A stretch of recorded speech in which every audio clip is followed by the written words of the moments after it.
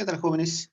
Vamos a empezar la clase de razonamiento verbal en el curso, perdón, con relacionado, mejor dicho, a la parte del aspecto del texto. Vamos a tocar temas el día de hoy con respecto al texto. ¿Qué quiere decir eso? Que vamos pues a analizar la coherencia y la cohesión que podrían tener ciertos textos o que deberían tener, pues precisamente para poder ser comprensibles y poder ser asimilables. ¿Ok? Entonces, el tema del día de hoy es la coherencia y la cohesión. ¿Ok? Ahí están los datos.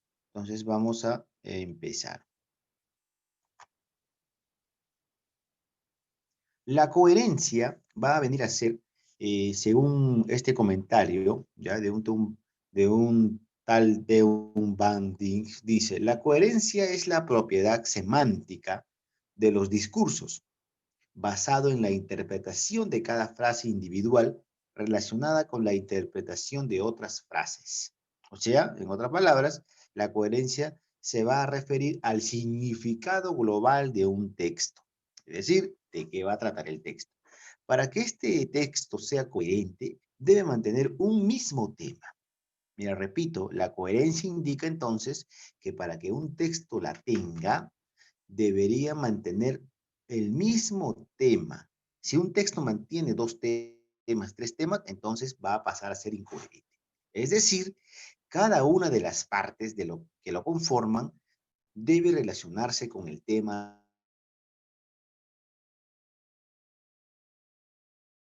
Debe mencionar el mismo tema, el párrafo 3 de igual manera.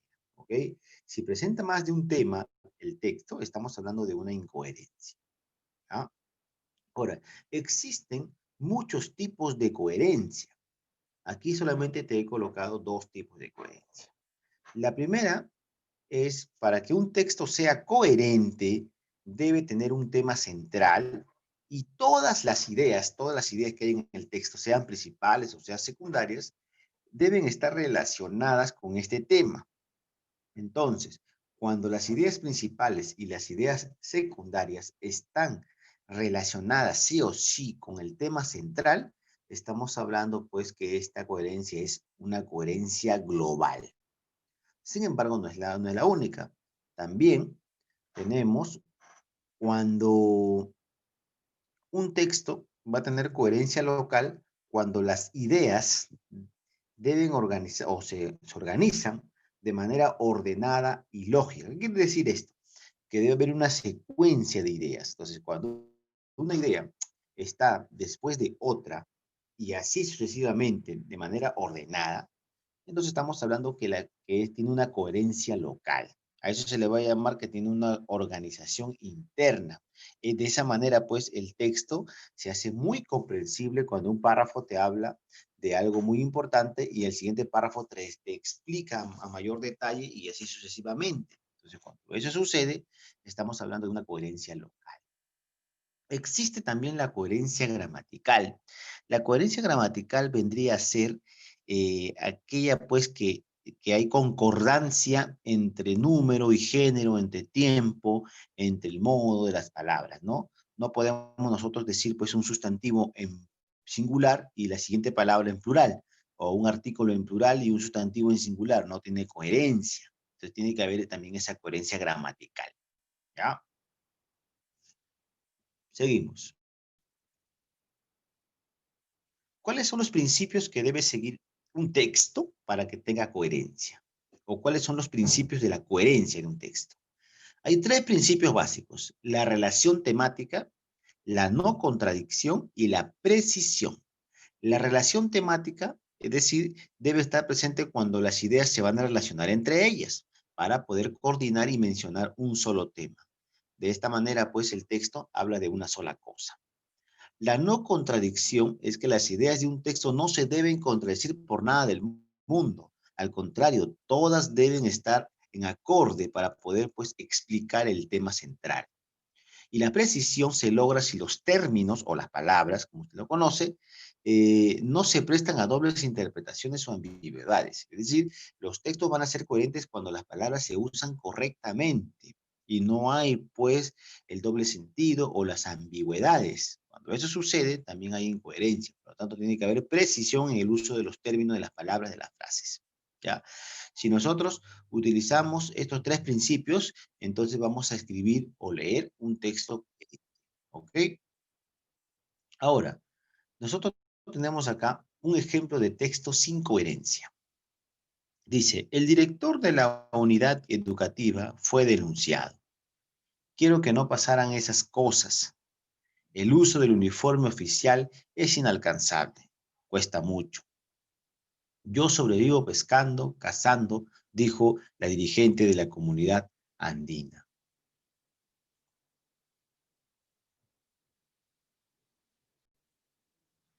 Como tú puedes observar en este texto, hay incoherencia total, ¿verdad? Nos habla de varios temas. El primer tema es que un tal director de una unidad educativa ha sido denunciado. El segundo tema habla del uniforme oficial, que está muy caro y que cuesta mucho. El tercer tema habla, pues, de alguien que es del narrador o del que está contando la historia, de que ha sobrevivido, pues, pescando, cazando un tal dirigente de la comunidad nativa, ¿no? Ahora, hay incoherencia por todos lados, porque dice, yo sobrevivo pescando, cazando, dijo la dirigencia de la comunidad nativa. Si fuese que lo dijo otro, debería estar entre comillas, ¿no? También hay una incoherencia gramatical, porque dice, quiero que no pasaran esas cosas, ¿no? Hay una inconcordancia gramatical. Entonces, el texto no tiene sentido, como tú puedes ver, porque habla de muchos temas, hay incoherencia gramatical entre número y género, ¿no? Etcétera. Entonces, tu práctica va a consistir pues en ordenar, mejor dicho, en corregir un texto como este, de que es incoherente, a que tú lo hagas coherente, ¿ya? Ahora vamos a hablar pues de la cohesión. La cohesión es parecida, sin embargo, tiene sus propias reglas. Vamos a ver qué es lo que dice. La cohesión es una propiedad fundamental del texto que le proporciona el sentido tanto a los enunciados como al conjunto de los mismos desde un punto de vista léxico y gramatical. Entonces, la cohesión tiene pues que ver con las palabras, con lo léxico, es decir, el significado de las palabras y el sentido gramatical propiamente dicho, es decir, que no haya pues ninguna incoherencia gramatical. Los procedimientos gramaticales serían los siguientes, ¿no? Son procedimientos que repiten elementos ya dichos o anticipan otros que se van a mencionar, como la anáfora, la catáfora, y mediante el uso de los conectores. Entonces, ¿qué cosa es la cohesión? La cohesión es repito, el uso de ciertas palabras, de ciertas frases, de cierto léxico, para poder nosotros escribir un texto coherente, para poder nosotros escribir un texto coherente. A eso me refiero. Y para poder escribir nosotros un texto coherente, nos hacemos de tres cosas importantes utilizamos. La anáfora, la catáfora y sobre todo los conectores. Sin los conectores, las ideas no se podrían conectar, por lo tanto no habría sentido en el texto. ¿Ya? ¿Qué cosa es la anáfora? Consiste en la inclusión de palabras que aluden a elementos ya citados. Es decir, para no estar redundando una misma palabra, se utiliza la anáfora. ¿Ya? La catáfora consiste en la anticipación de una idea que se expresa más adelante en el periodo, ¿no? La catáfora también, pues, es la anticipación de una idea que ya se va a mencionar. Ahora, para nosotros poder escribir un texto con cohesión, es decir, utilizando conectores anáfora y catáfora, nosotros, pues, tenemos una serie de procedimientos léxicos, que son mecanismos que van a proporcionar una continuidad de sentido al texto, ¿ya? A partir de los significados de la palabra. Por ejemplo, la repetición. La repetición es una técnica, es una estrategia, es un procedimiento léxico que va a ayudar a que el texto sea más cohesionado. Reproducción exacta de la misma palabra o expresión en diferentes partes del texto, de tal manera pues que se reitera una idea básica elemental. Familias léxicas son palabras que derivan de otras a las que se han añadido morfemas derivativos. De esa manera, pues también se evita utilizar una palabra constantemente para no caer en la redundancia, ¿ya? Relaciones semánticas son las relaciones que las palabras tienen en función de su significado. Es decir, que se van a utilizar las palabras porque comparten un mismo campo semántico, ¿ya? Y la sustitución mediante preformas son elementos lingüísticos creados para sustituir otros, entre ellas se encuentran los pronombres, las preformas lexicales y los proadverbios. Es decir, es la utilización de pronombres, adverbios, conectores, para que el texto sea hilativo, para que el texto pues, pueda extenderse y pueda juntar las ideas. ¿Ok? Bueno, jóvenes, esto sería en cuanto a la cohesión, ¿ya? Y para terminar, vamos con un ejemplo de cohesión, ¿no? Me dice, Antonio y Ricardo fueron de compras. Él quería comprar una camisa y una correa. El almacén no tenía el del color buscado. Compró una café. Mira, nosotros te hemos hablado de anáfora y te hemos hablado de catáfora y te hemos hablado pues de uso de conectores para que haya cohesión. Aquí se puede ver el uso de conectores, sí, por ejemplo, y el conector y, ya que se utiliza 2, 3 veces, creo si no me equivoco, donde dice Antonio y Ricardo. Entonces ese conector te permite que haya cohesión entre la palabra Antonio y Ricardo. La anáfora es la utilización de otra palabra para no repetir lo mismo, ¿no? Dice, Antonio y Ricardo fueron de compras. Él quería comprar una camisa y una correa. Ahora vamos a ver abajo cómo sería, ¿no? Antonio y Ricardo fueron de compras. Este último, mira, este último, esa palabra este último hace referencia a quién?